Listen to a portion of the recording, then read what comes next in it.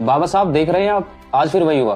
कहीं मूंछ रखने पर दलित को मारा गया, कहीं गड्ढे से पानी पीने पर बच्चे की जान ले ली गई, तो कहीं दलित दूल्हे को घोड़ी चढ़ने पर पीटा गया। लोग कहते हैं हम चांद पर जा रहे हैं, लेकिन जमीन पर तो हम आज भी इंसान को इंसान नहीं समझ रहे। ऊंची जाति नीची जाति, ये जहर तो कम होने के बजाय और बढ़ता जा रहा है। तुम्हें लगता है ये दर्द मुझे नहीं होता था? जब मैं उस दौर में था तब हमें जानवर से भी बदतर समझा जाता था।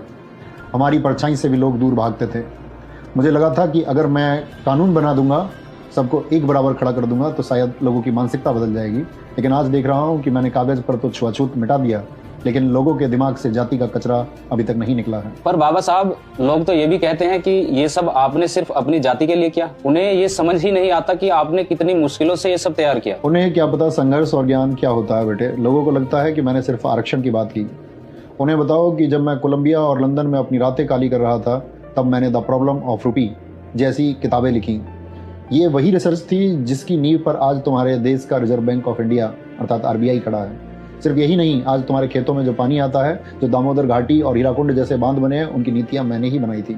मैंने 18 घंटे जागकर पढ़ाई की, अपनी आंखों की रोशनी गंवाई, ताकि मैं भारत को दुनिया के सबसे बेहतरीन देशों की कतार में खड़ा कर सकूं। मेरा काम किसी एक जाति के लिए नहीं, पूरे भारत के निर्माण के लिए था। तुम्हारे लिए आराम करने की परिभाषा होगी 1 घंटे रील्स स्क्रॉल कर लूं, कुछ घंटे चैटिंग कर लूं। जानते हो मेरे लिए आराम का मतलब क्या था? एक और नई किताब पढ़ लूं, अपने ज्ञान के दायरे को और बढ़ा लूं। पर आज उसी संविधान को कुछ लोग बदलने की बात करते हैं। उन्हें लगता है कि संविधान हटेगा तो देश मजबूत होगा। मूर्ख हैं वो लोग। वो ऐसा इसलिए कह पाते हैं क्योंकि तुम खामोश हो। संविधान कोई कागज का टुकड़ा नहीं है। संविधान वो लक्ष्मण रेखा है जो तानाशाही को तुम्हारे घर में घुसने से रोकती है। जाकर उन अंधभक्तों और विरोधियों से कहो कि यह संविधान सिर्फ दलित या पिछड़ों की ढाल नहीं है।